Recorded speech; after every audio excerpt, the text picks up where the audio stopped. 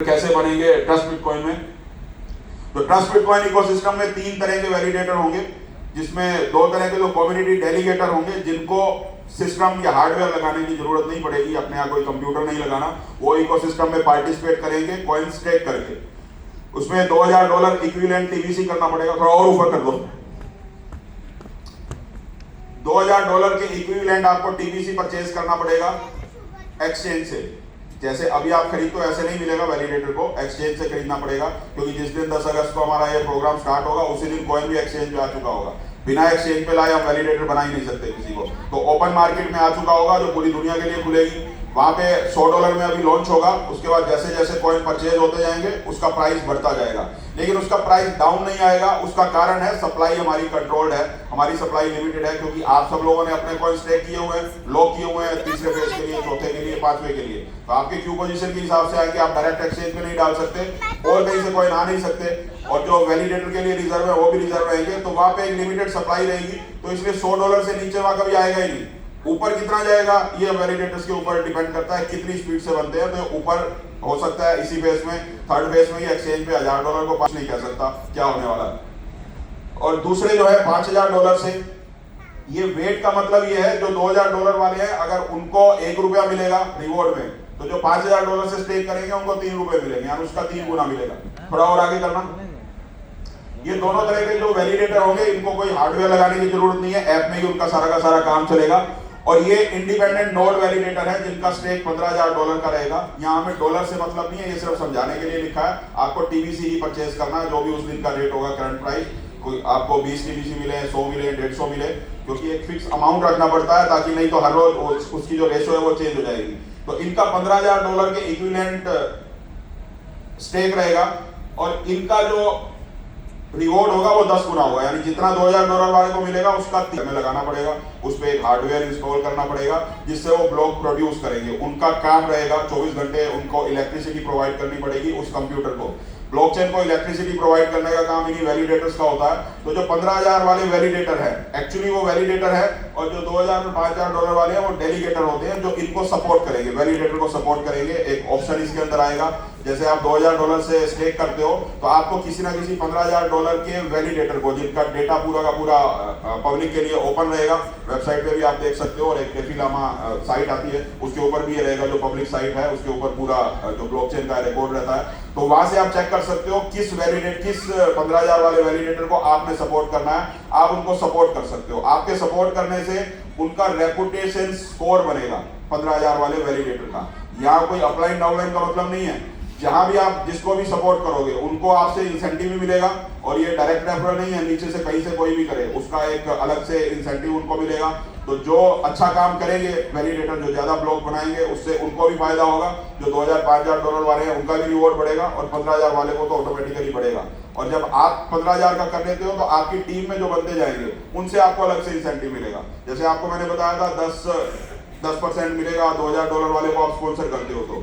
लेकिन $2000 वाले ने अगर किसी 15000 वाले को सपोर्ट किया, उन्होंने अगर साइन किया कि मैं इसको सपोर्ट करता हूं, तो 5% उस $15000 वाले को एक्स्ट्रा चला जाएगा, सिर्फ इसलिए क्योंकि उन्होंने उसको सपोर्ट किया। वो चाहे 10वें लेवल से हो, चाहे 50वें लेवल से हो, कहीं से भी हो। इनको हार्डवेयर खरीदने की आवश्यकता नहीं है, सिर्फ स्टेक करेंगे, उसके बाद वो इंडिपेंडेंट नोड वैलिडेटर को सपोर्ट करेंगे, जैसे अभी मैंने बताया। और ऊपर लेना थोड़ा, बस। वैलिडेटर रेफरल और सपोर्ट सिस्टम, $2000 वाले वैलिडेटर से 5% टीवीसी और 15000 वाले से 14% रेफरल आएगा। यानी मैंने मान लीजिए $2000 से स्टेक किया, मेरा एक एड्रेस जनरेट हो गया, मैं किसी को $15000 से स्पॉन्सर करता हूं, तो उस $15000 से जितने भी टीवीसी आएंगे उसका 14% टीवीसी मुझे तुरंत आ जाएगा, और उसको मैं एक्सचेंज पे जाकर तुरंत सेल कर सकता हूँ। वो स्टेक करने के लिए नहीं है, उसको मैं तुरंत सेल कर सकता हूँ, मुझे इमीडिएटली वहां से $US मिल जाएंगे। जितना भी हमारे पास रेफरल आएगा उसको हम तुरंत कर सकते हैं। और ये जितना भी $2000, $5000 और $15000 से स्टेक होगा, ये 6 साल के लिए उनको लॉक करना है, प्रूफ ऑफ स्टेक दिखाना है, यानी प्रूफ देंगे वो कि हमने 6 साल के लिए लॉक कर दिया, तभी उनको वैलिडेटर की तरह ब्लॉकचेन मान्यता देगा। उसके अंदर उनको जो रिवॉर्ड है वो आना स्टार्ट होगा। लेकिन उसकी इमरजेंसी एग्जिट सिस्टम भी है, आपने लगा दिया किसी के बोलने पे, बहुत लोग गलत तरीके से भी मोटिवेट कर लेते हैं, लेकिन पैसा नहीं होता इतना। हो सकता है किसी ने 3 महीने बाद कोई एजुकेशन के लिए, बच्चे की शादी के लिए रखा हो, और जबरदस्ती किसी ने रेफरल के लिए उसका लगवा दिया, तो इमरजेंसी एग्जिट का भी सिस्टम है, उसमें अगर किसी को गलती से ऐसा लगता हो कि नहीं मेरे साथ तो धोखाधड़ी हो गई, तो वो अपना पैसा वापस भी निकाल सकता है 3 महीने में, लेकिन उस कंडीशन में 30% उसका डिडक्ट हो जाएगा क्योंकि रेफरल जा चुका होगा। और 30% भी जरूरी नहीं है, वो कटेगा उसका। मान लीजिए आज किसी ने कॉइन का रेट है $100 और उसने $15,000 या $2,000 का स्टेक किया, पर 3 महीने बाद उसको रियलाइज हुआ कि मुझे वापस लेना है, लेकिन 3 महीने बाद कॉइन का रेट है मान लो $150 या $120 या $130, तो उसको पूरा का पूरा उतने अमाउंट के हिसाब से ही, क्योंकि टीबीसी जाएंगे तो उसमें उसका भी लॉस नहीं होगा और उसको हो सकता है जितना उसने लगाया उससे ज्यादा भी मिल जाए। लेकिन अगर वही रेट है $100, जिससे कम कभी आएगा नहीं, थर्ड फेज में, फोर्थ फेज में, फिफ्थ फेज में उतनी लिक्विडिटी हमेशा रहेगी, तो उसमें उसको 30% डिडक्ट हो जाएगा। 30% डिडक्शन के साथ वो वापस ले सकता है। रेफरल एक्चुअल डेक्स बाइंग से ही आएगा, यानी डेक्स पे जब आप एक्चुअली खरीदेंगे, खरीद के स्टेक करेंगे तभी रेफरल आएगा। ये कोई एमएलएम सिस्टम या नेटवर्क मार्केटिंग वाला सिस्टम नहीं होता वैलिडेटर में, ये सिस्टम अलग है, वो बिल्कुल डिफरेंट सिस्टम है। ऊपर करना बस। जैसे आपने $15,000 से किया, आपको बहुत सारे लोगों ने सपोर्ट किया, उनकी पूरी टीम से भी आपको 5% आया, किसी के नीचे 10वें लेवल से, लेकिन उस टीम में जब कोई $15,000 हो जाता है यानी आपकी टीम में, और फिर वो अपनी अलग से टीम बनाना शुरू करता है, तो फिर उसकी टीम से आपको 5% आना बंद हो जाएगा। जैसे आपको वर्किंग बोनस आता है ना अभी 5%, वर्किंग बोनस कैसे आता है? आपको किसी भी लेवल से आता है, पर आपकी टीम में अगर कोई वर्किंग बोनस लेना शुरू कर दे तो उसकी टीम से आपको नहीं आता। तो इसी तरह से वर्किंग बोनस है एक तरह का, जो आपको आपकी टीम से, चाहे 100 लोग हो, 200 हो, 1000 हो, 2000 हो, सभी से आएगा जो भी आपको सपोर्ट करते हैं। लेकिन आपकी टीम में कोई हो गया $15,000 का वैलिडेटर, फिर उसकी टीम में जो बनेंगे उनसे फिर आपको नहीं आएगा, उनको जाएगा। आगे चलो।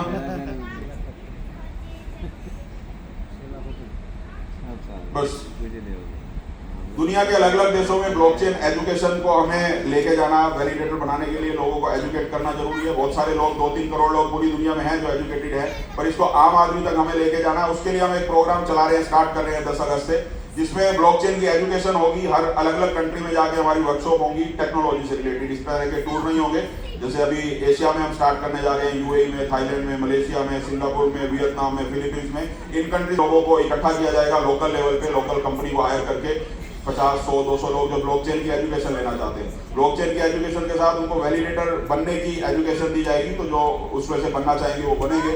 और इस तरह से टेक्निकल लीडर तैयार करना हमारा टारगेट है, ब्लॉकचेन के इंजीनियर तैयार करना और मेनली वैलिडेटर तैयार करना, ताकि 10 लाख लोगों का जो हमारा टारगेट है वैलिडेटर बनाने का 2031 तक, वहां तक हम पहुंच पाए। उसके लिए लोगों को एजुकेट करना जरूरी है। और आगे चलना।